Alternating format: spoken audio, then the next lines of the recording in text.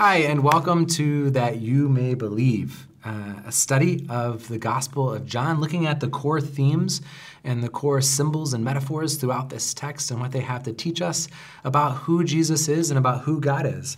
And so I'm Rustin. And I'm Danielle, and we are both part of the pastoral team at Wayzata Community Church, and it is good to be with you. It is awesome. And so today we are digging deeper into the theme of water and life, and how water and life, and Jesus uses these metaphors and symbols throughout the text to show us new ways to understand who Jesus is. And we're going to start with John chapter 5, which is the story of the invalid man at the pool of Bethsaida. And so you can read along with us in your Bible, pull out your Bible to John chapter 5. We are reading from the New Revised Standard Version in this series of the next 4 weeks. So feel free to pull out that book or read along on the bottom of the screen as it comes to you. Danielle, you want to read this one? John 5, verses 1 through 18? Yes. After this, there was a festival of the Jews, and Jesus went up to Jerusalem. Now, in Jerusalem, by the sheep gate, there is a pool called in Hebrew Bethzatha, right? Sure. Which has 5 porticos. In these lay many invalids, blind, lame, and paralyzed. One man was there who had been ill for 38 years. When Jesus saw him lying there and knew that he had been there a long time, he said to him, "Do you want to be made well?" The sick man answered him, "Sir, I have no one to put me into the pool when the water is stirred up. And while I am making my way, someone else steps down ahead of me." Jesus said to him, "Stand up, take your mat, and walk." At once the man was made well, and he took up his mat and began to walk. Now that day was a Sabbath. So the Jews said to the man who had been cured, "It's the Sabbath. It's not lawful for you to carry your mat." But he answered them, "The man who made me well said to me, 'Take up your mat and walk.'" They asked him, "Who is this man who said to you, 'Take it up and walk'?" Now the man who had been healed did not know who it was, for Jesus had disappeared in the crowd that was there. Later, Jesus found him in the temple and said to him, "See, you've been made well. Do not sin anymore so that nothing worse happens to you." The man went away and told the Jews that it was Jesus who had made him well. Therefore, the Jews started persecuting Jesus because he was doing such things on the Sabbath. But Jesus answered them, "My Father is still working, and also I am working."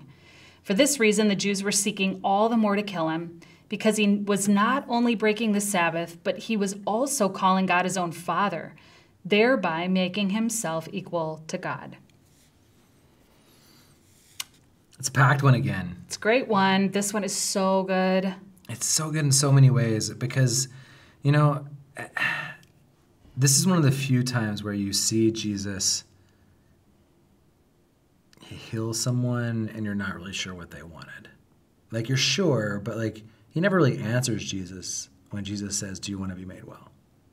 No, what he actually says is well, I can't because other people are getting in my way, which I think when you put yourself in this story, which I've done, is kind of convicting. What are the ways that I'm standing in the way of my own healing? What are the ways I'm standing in the way of getting well or blaming others for why I can't get well? Well, I'd love to, but Rustin always beats me in the pool, so I can't do it. I totally agree because I know exactly what it's like to say, I want out, I want freedom, I want this thing, and to not quite mean it in the same way. To have been broken down, to have been, just to not fully believe it, right? And here, Jesus is the antithesis to the healing water, right? So there's this healing water, this pool at Bethsaida. Yeah. That if you're the first one in, you're healed. You're healed. Yeah. But what does that mean for everyone else?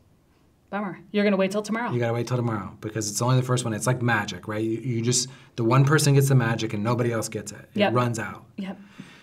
And scarcity. It's scarcity. It is scarcity. And then what happens to us when we start believing in scarcity is we get trapped by the pool.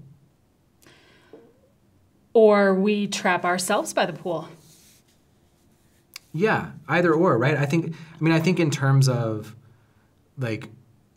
if he's a paralytic and everybody's left him at this point, and it's just him, Like, I think there are times, again, this comes back to one of your questions that you've said it multiple times, like, there's suffering that we receive, and there's suffering we create. And we don't know whether this guy's suffering was stuff he created, or whether it was stuff that was just there for him. Yep.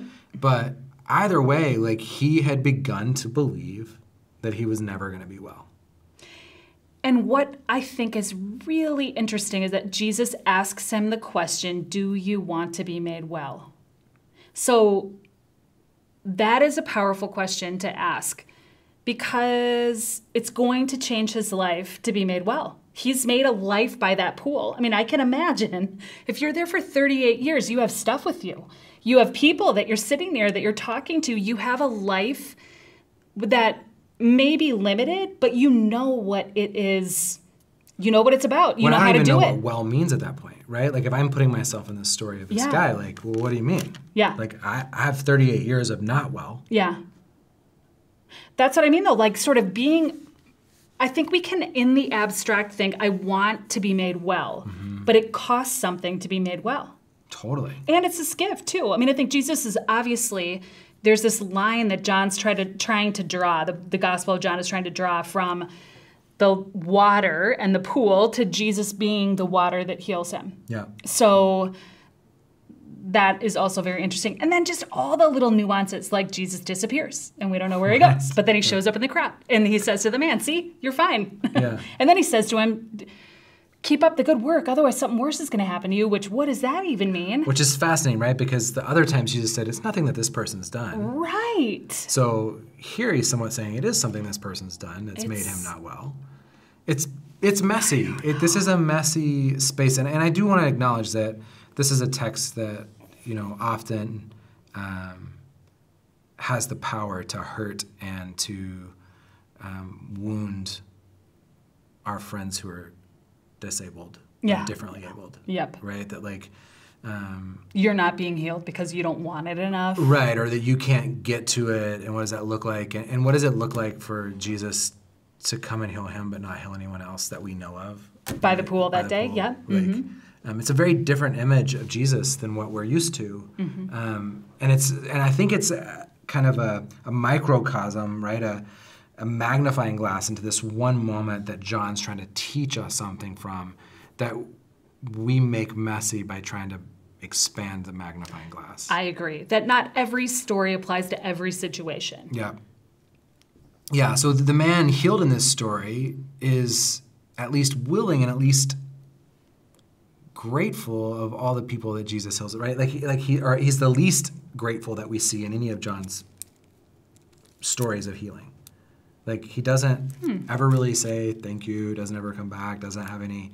And frequently we see Jesus, like with Jesus and the blind man, which we'll talk about at some point, where he's healed from being blind, and the Pharisees and Sadducees start attacking him for being healed, and he's like, I didn't do this, right? Yeah. I was blind, and now I see. That's what I know, kind of thing, right? Here, like, Jesus heals him. He asks him if he wants to be healed. He doesn't answer. Jesus disappears. They meet again. Jesus has a few words with him, and that's it. And that's our exchange with this. Yeah. And so I do think it's really getting at, the metaphor here is really about how Jesus is now the healing water, not the pool at Bethsaida. Yes. Right? Like that, like Certainly. If anything John's trying to articulate, it's that. Like, Jesus has become the healing water and can offer it to anybody that wants it. Yes. And at the end of the story, I think there's a little foreshadowing about where we're going, too, because he says, when they start questioning him, why are you doing this on the Sabbath? And he says, well, my Father works on the Sabbath, so I work too. And then it says they start persecuting him because he's saying that God is his own Father. Mm-hmm. And in the culture at the time, a son would get whatever the father had, the same status, the same stuff. So therefore, he's equal to God. And what are we going to see? In John 14, we're going to see that they are connected. He's abiding with God, and that we can also do the same. So there's this really amazing thing that the Gospel of John is drawing us toward. Really. That totally. This is our story, too.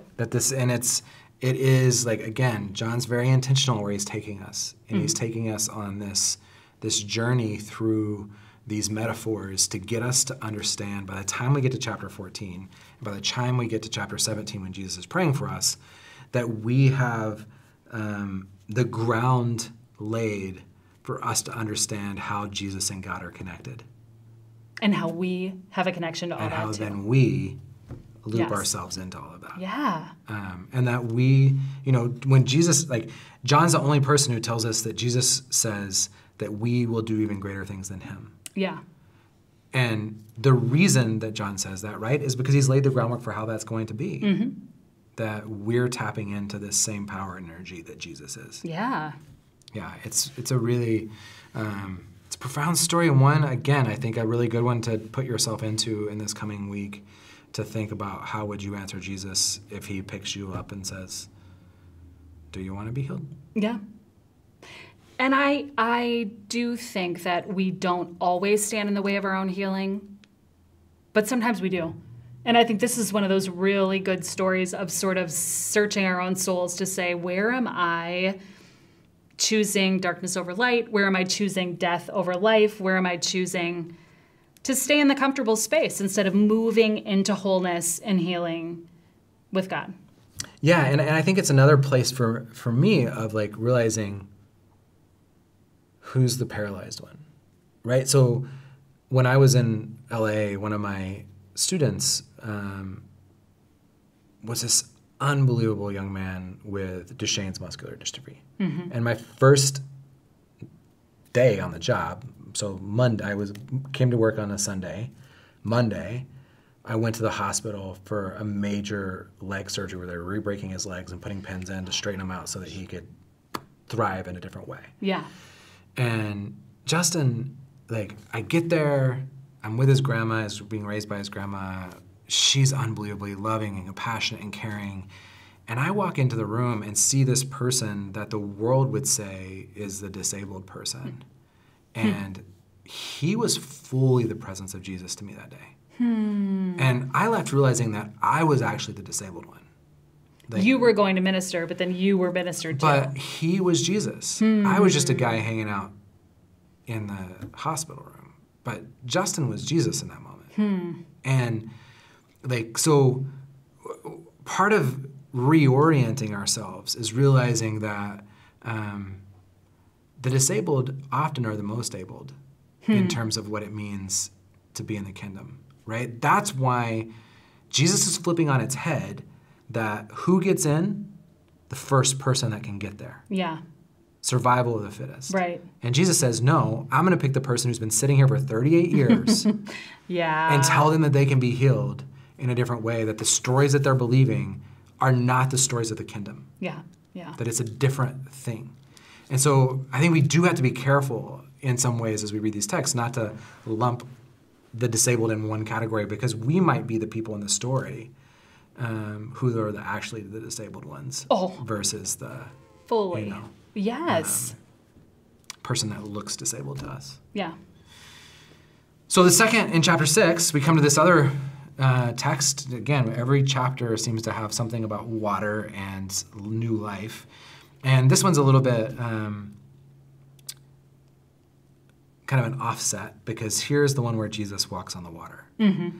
And again, I think this is only found in this text. Maybe two. I think in one other one. I think it's another one too. I think but the other different. one, Peter walks on water with him. Yeah. This is the only one where Jesus is walking on the water alone. Yeah. So John chapter 6, verses 16 through 21 says, when evening came, his disciples went down to the lake. They got in the boat, and they started across the lake to Capernaum. It was now dark, darkness and light, and Jesus had not yet come to them. The lake became rough because a strong wind was blowing. When they had rowed about 3 or 4 miles, they saw Jesus walking on the lake and coming near the boat, and they were terrified. But he said to them, "It is I, do not be afraid." Then they wanted to take him into the boat, and immediately the boat reached the land towards where they were going. I don't think I've read this one very often. I think I always read the Peter book. No, really. I mean, totally. I'm sort of like reading the end. I'm like, they wanted to take him into the boat, and immediately the boat reached the land. What? Right. Like, it almost makes it sound like all of a sudden he's a speedboat or something. Like, he gets it. Well, I don't know. Again, this is where John is unique. John is giving them a sign. Here it's a sign. Like, it's not like Jesus is trying to get in the boat. Yeah. Jesus is trying to teach them something. It wasn't about Jesus trying to jump in the boat with them and get across. Right, he to the wasn't other worn side. out. He wasn't Right. like, I can't walk that far. He was like this is a place where John's trying to say something about Jesus, that when they're not with him, they're in darkness. It's dark, yeah. There's a storm, There's it's a rough. storm, it's messy. Yep. Right? When he comes, they're immediately where they need to be. They get where yeah. Ooh, it's so good. Right? It's yes. so good. So this story is what are trying to open our eyes and our hearts and our minds to see the hidden truth that's in plain sight. They're trying to train us so that we can see where water is life, where bread is life. Like right before this, we see the story of Jesus feeding the 5,000. Right after this is when Jesus proclaims that he's the bread of life. So he's fed the 5,000. Yeah. Then he says he's the bread. But in the midst of this, he walks on stormy water to get them to and they get to their destination when they realize it's him. Yeah. That's really cool. And other thing I think is interesting, right? They're afraid of his light. When he's coming, they're afraid of what it is. He's right in the midst of this when it says the lake became rough. When they had rowed about 3 or 4 miles, they saw Jesus wearing the water. They saw him. And they were terrified. That Jesus is doing something new that they don't get. And it scares them. And there's always, again, the disorientation, reorientation. The things that the disciples expect Jesus to do are not the things Jesus does. And the things we expect God to do are not the things God does in our lives. God does not come to only bring peace, right? I mean, God comes to, I think, upend things and to say, no, you have it wrong. You're doing it, you're doing it in a way that's diminishing life. I want to bring new life. Yeah. There's abundance. There's new life. There's new bread, new water, new life in the midst of what Jesus is doing. And it is disorienting, right? You see it over and over and over in John's stories that it's disorienting. And this is where I will take a pause for a moment and say, I don't really care whether or not you believe that Jesus walked on water. I actually don't think that matters in this story. I think what really matters is that we're getting the fact that what Jesus does is bring disorientation and reorientation into our worlds. And he's willing to do it at any cost. Well, and I would say Jesus is in the storm. That, we think when the storm has come, when the storm arrives, that Jesus is gone. Yeah. Exactly. God is gone. But it kind of reminds me a little bit of, I had a friend in college who was pretty significantly overweight, and she lost 100 pounds after we graduated from college. I mean, her life, not only did she lose 100 pounds, she became a competitive triathlon athlete. And the way she changed not only changed her, but it changed everyone around her. And people around her didn't know how to be in relationship with her because she had changed her life so dramatically.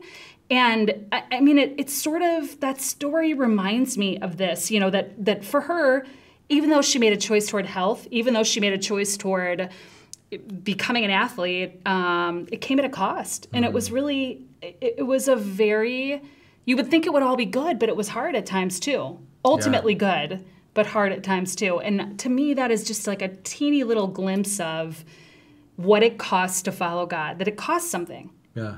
That even though we get that expansive, life, there is this transitional time that's really challenging. Well, and it costs something to give up our philosophies of scarcity. Yeah. Right? Like, that's one of the things that I love about John is Jesus proclaims something and then he acts it out over and over. We're going to see this in the coming weeks. As soon as he proclaims something, he does something to show us what that looks like. Yep. Part of, as Paul would say, the way to change is renewing our mind. Part of what John is doing in this narrative storytelling of who Jesus is he's reorienting Jesus for us. Like, he is telling us a story of this person as he revealed himself to this community. Yeah. And they're saying, like, in light of this, you're going to have to change everything to walk in this way. Yep. You're going to have to re-understand everything to walk in this way. Yeah. And that's costly. It is. You know, it is costly because sometimes our methodologies and philosophies of scarcity or methodologies of shame, all of these things that we believe have gotten us to where we are, and some of us like where we are.